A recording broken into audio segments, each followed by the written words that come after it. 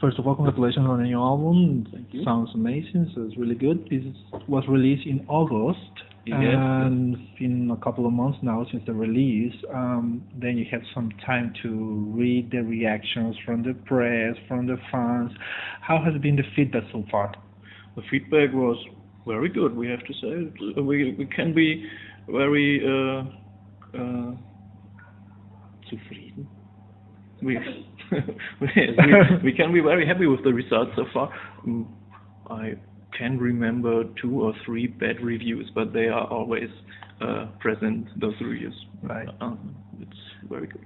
Are you this kind of band that is a perfectionist, like when you release the album you think what I have done wrong, like can I change this or that, but the album is already released, you know? Of course. Yeah, like every band, right? Every is like that. Well, you took the decision to not include synthesizers or samples on this album, right? Yeah. So why? Why are you kind of bored of the usage on your albums, or? We always heard from our fans, your live it's so huge and so a big impact, and the studio albums don't represent this. Yeah. And so we thought we're going to put our live sound on the album as good as we can. Of course, there's not the volume and there's not the big light show, and this is always missing. But we wanted to focus on us 6 people Right. here on stage. Right. So would you consider yourselves more a live band than a studio band? Yes, of course. Studio work is a lot of detail work, and where's the energy when you sit on a laptop juggling notes? Something. Exactly. And you've been active since 1996, and more than 10 studio albums right now, which is a lot. With every album, do you think what I can do something new, like as you already have recorded 10 albums, you know, it's a lot. It happens to you that you think, I think I have done this already before? Or? Of course, we're as a band sound like Letzte Instanz. Yeah. And of course we repeat something. It's us. We can't do anything different than that. But the focus is always on some new aspects. Now it was the raw live sound, and years before it was the trilogy with a big lyrical concept over 3 albums. Yeah. And there's always exciting stuff. We try to get excited by our ideas, and that's how we do it. Okay, Holy Diages left the band this year. There's a big lineup change. What's the story behind it? Life goes on, and sometimes you have to decide: will you go on being a musician, or will you go on climbing mountains? Stuff like that. And that's what he does now. He's a big fan of outdoor and climbing. Climbing. Yes. So he decides he wants to do that instead of. He was more the type of a manager, and not so much a musician from his deepest of his heart. Yeah. And maybe his decision was easier because of that fact. He wanted something new in his life. Yeah. All right. A lot of your fans are attracted by the music, of course, but also for the lyrics, which seems to be complex, you know. Do you think that this is one of your strongest points? Yes, I think so, definitely. The focus is always on the lyrics. They have to be heard live and on the CDs, and deep thoughts, maybe sometimes romantic thoughts, and sometimes fun lyrics. And a lot of people have described your music with a lot of words. They use folk, rock, gothic, you know, exquisite music. For you, how will you describe your music yourself? It's always the hardest question. We have a term that fits quite well, we think. It's Brachialromantik in German. It's romantic and heavy, brutal and romantic at the same time. Yeah. And maybe that's described that describes the sound a little bit. How can you describe the sound? Okay, I was searching like your history, and it seems that the album That Spiel is one of the most like. It was like a brain ground album for you, got you a bigger audience. Yes. Would you consider your most important album so far? wasn't in the band when this album was released, but of course it was the step to the bigger stages. Yeah. Of course. All right. And for this album that you released right now, what was the biggest idea behind it? What were you thinking when you were composing that you want people to get about this album? It's called In the Eye of the Storm. Yeah. Which is a calm part, and on the outside of this calm part, chaos is present. Yeah. And we thought, what can happen in this little area?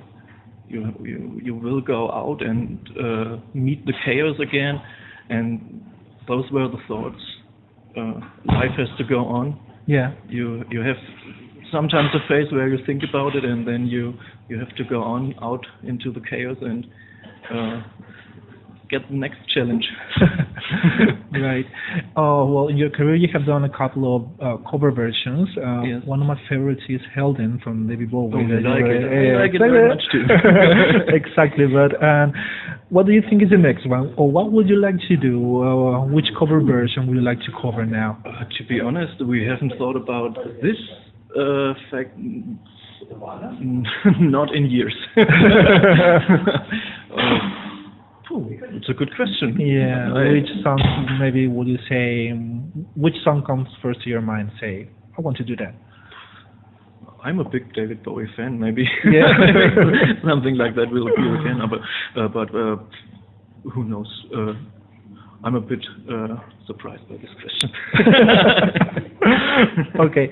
Well, you know, here in Germany, especially the Gothic scene is quite big. You know, you have a lot of bands, a lot of people going to the shows and everything. It's not that much in Spain. You know, Spain is a smaller crowd for the Gothic scene, but it's strange because then you have places like Mexico where you have a lot of followers as well. You know, why do you think this happens? It has to be something like when the country comes from or anything related when you talk to Gothic? Ooh, it's a good question. Maybe the weather is too good in Spain, but Mexican weather is good also. Exactly. Who knows? In Germany, we have enough rain for Gothic. Right. I think. What's up with the Mexicans? We don't know, but it will surprise me because you know there's a big following as well. Yes. Well, Mexico has a lot of people, you know, but in Spain, well, there are followers, but it's not that big, you know.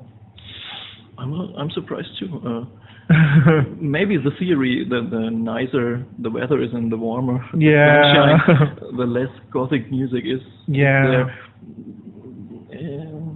Who knows? Mexican is strange. Yeah, and talking about Gothic music, for example, you have different genres between the Gothic. You have like Gothic metal or synth pop related to Gothic or something like that.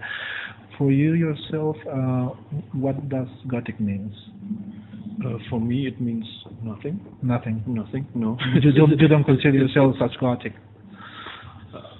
I consider this band as a rock band. A rock band. A rock band. Yeah. We have dark themes in our songs, but Gothic for me is sometimes a little bit taking a mask on and disguising and style, and we're not so stylish like all these people dress and something. We fit some kind in this area, and it's good, but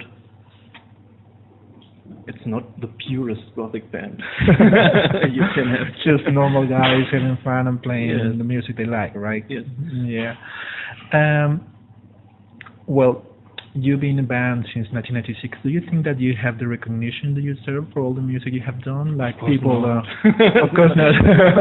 No, there's so many bands out there, and you have to work hard and always start from the beginning. Next record, next tour. When you get weaker, the fans will disappear. Yeah. And we are lucky to have always people coming to our shows, and there could be more. Yeah. Who can complain? From the press and everything, do you think that people recognize your work, like the importance that, let's say? I think so. The press has always been good to us. Yeah. Not every magazine, but it's normal. Some magazines focus on other styles, right. And a metal magazine is maybe not our best friend. The Gothic magazines in Germany are always very kind to us. Yeah.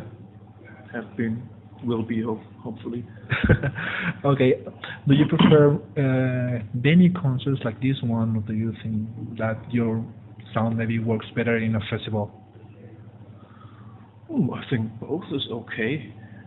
Festival is always I like club shows better. Yeah. So you most bands do, you know. Yeah. You're sometimes near some kind nearer to the audience. Yeah. Festivals is a little bit more anonymous. Yeah, and you have more time to play here as well, you know. Yes, of course. Festivals, maybe sometimes you play 30 minutes. You think, well, it's over, okay. So, from your time in the band, what is the happiest memory that you have playing with Letzte Instanz? Happiest memory? Well, there were some special concerts, like the China concerts we did some years ago. This was very special. The trip, all in all, was very special. But every concert has its moments. Yeah. Some are okay. And yesterday we had a great concert. Yeah. The audience was there at the first minute, and this is something cool. You can go on stage, and the first minute you go up, you think, okay, this is working today. That's the greatest moment. And the other side of the coin, which is the saddest for you, like something like, well, is a sad moment in the band, music-wise. Oh, that's hard to say. No, we're working. This is our project. Yeah. There are no really sad moments. Right. No one died. Yet. Right. Well, just to finish the interview, the plans for the band for 2015, what are you doing? Are you doing more shows, or what are you planning to do? The festival season will be big next year, of course. There will be some Letzte Instanz on the stages all over Germany, maybe something in Österreich, Austria, or Swiss, maybe. And in next autumn, in October, we will play an acoustic tour in Germany. These are the nearest plans, and then of course next album, and so on and so on. So. Great. Which is a place you would like to play that you haven't played yet? Well, maybe London? London or New York. Yeah, that would be cool. Oh, London is just near from here, so maybe it's possible. Yeah. If someone wants to hire a gig there, you know. Yeah, maybe it costs money to bring this band to foreign countries. It's not that easy. Well, maybe we never thought to come to China one day. Exactly, you know. Maybe London happens. Exactly. Well, then, thank you so much for your time for the interview. Hope to enjoy the show then later. Okay? Thanks for having me. All right. Thank you.